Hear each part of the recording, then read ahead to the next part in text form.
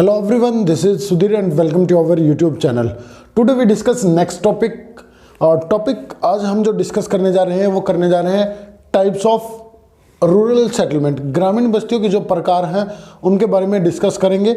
जैसे मैंने पिछली वीडियो के अंदर रूरल सेटलमेंट का जो इंट्रोडक्शन जो पार्ट है वो आपके सामने बताया था, हर एक जो चीज़ें हैं मैं वो डिस्कस कर चुका हूँ।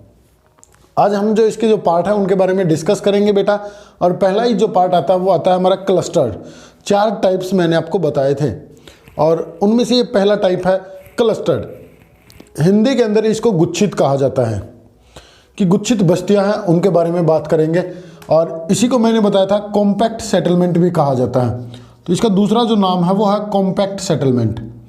तो आपसे पूछ सकता है क्लस्टर्ड सेटलमेंट के बारे में बताइए, फीचर्स बताइए, या फिर कॉम्पैक्ट। ये इम्पोर्टेंट है, आप याद रख सकते हो, ये काफ़ी इम्पोर्टेंट है। तो इसको कंपलसरी है कि इसको याद करना ही पड़ेगा आपको।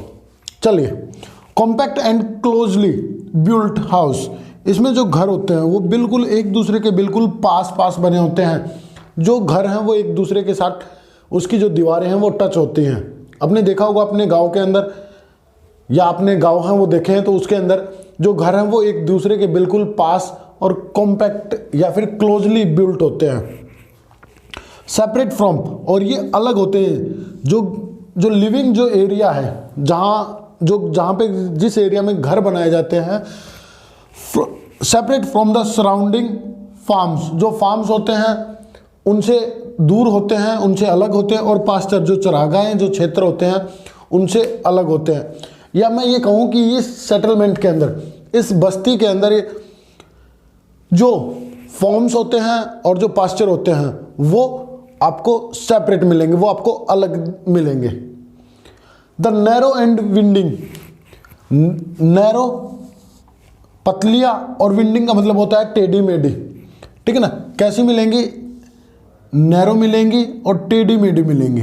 ऐसे टेढ़ी मेढ़ी जो गलियां हैं वो आपको देखने को मिलती हैं। क्या मिलेंगी? स्ट्रीट, गलियां जो सेपरेट करते हैं। Separate the 2 rose of houses, यहाँ पे क्या करेंगे, ये गलियां हैं वो टेढ़ी मेढ़ी होती हैं और नैरो होती हैं, ये ऐसे होंगी इस तरह से।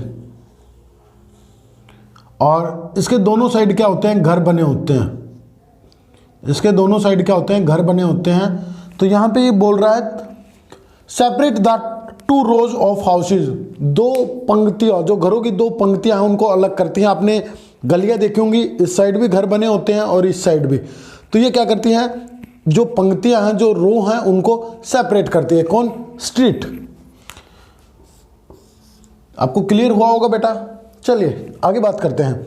लेआउट, इन बस्तियों की जो आकृति है, लेआउट का मतलब होता है इनकी शेप कैसी आपको दिखाई देती है।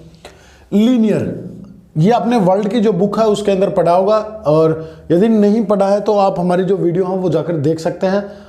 लीनियर, और एक आता है रेक्टेंगुलर शेप। ये सभी लीनियर शेप होते हैं, रेक्टेंगुलर शेप है, ये मैं करा चुका हूँ, इनके बारे में ज़्यादा मैं आपको डिटेल में नहीं बताऊँगा। एल शेप और शेपलेस, और कुछ बस्तियाँ ऐसी होती हैं जो लीनियर होती हैं, लीनियर उनकी आकृति होती है। कुछ बस्तियाँ ऐसी होती हैं जिनकी रेक्टेंगुलर होती है, कुछ एल शेप की और कुछ शेपलेस, उनकी किसी प्रकार की कोई शेप होती ही नहीं है। तो आपको मैंने लेआउट के भी बता दिया, इनका लेआउट है वो कैसा होता है। चलिए यहाँ पे आप लिख सकते हैं इनका मेन वर्क, 1-2 पॉइंट है उनको आप लिख सकते हो बेटा। मेन वर्क, मेन जो वर्क है वो क्या है? एग्रीकल्चर है। यहाँ पे कुछ जो पॉइंट है वो उनको लिख सकते हैं। मेन जो वर्क है वो है एग्रीकल्चर।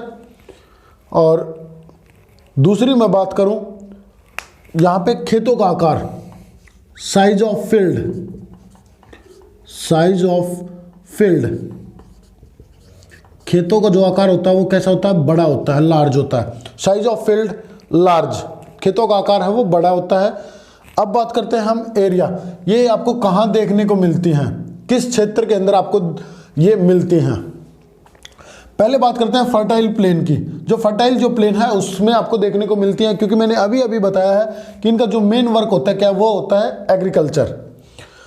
तो जो शिवालिक जो पहाड़ियाँ हैं उसका जो शिवालिक का जो प्लेन है उसमें आपको देखने को मिलेंगी, और गंगा रिवर जो गंगा का जो प्लेन है उसमें भी आपको इस प्रकार की जो सेटलमेंट है वो देखने को मिलती हैं।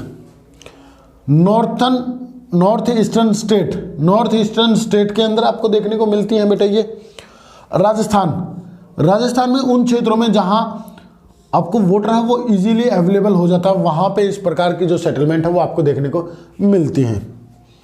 द साइज ऑफ सेटलमेंट, देखिए क्या कह रहा है, the size of settlement depend upon the richness of resource. जो रिसोर्स है उनके रिचनेस पे डिपेंडेंट करता है कि उस सेटलमेंट का आकार है वो कैसा होगा, बड़ा होगा या छोटा होगा।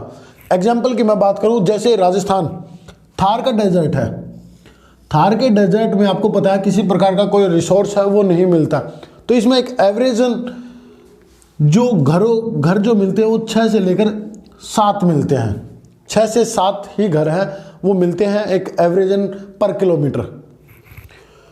और जबकि गंगा प्लेन के अंदर क्या होती है, लैंड है वो फर्टाइल होती है, तो इसमें जो घरों की जो संख्या होती है वो 500 से लेकर 1000 तक होती है। 500 से लेकर 1000 घर भी आपको 1 किलोमीटर के का जो एरिया है उसके अंदर आपको देखने को मिलते हैं।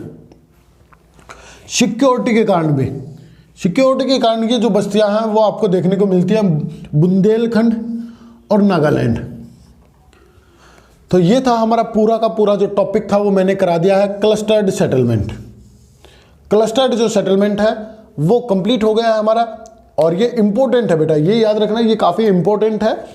और मैं एक टॉपिक और भी कराऊंगा आपको इसके बाद में, और यहाँ तक क्लियर हुआ होगा। और जैसे जो और भी टाइप्स होंगे, जैसे सेमी क्लस्टर, अगली जो वीडियो होगी उसमें मैं सेमी क्लस्टर कराऊंगा, तो उसमें आपको वो ज़्यादा इंपॉर्टेंट नहीं है।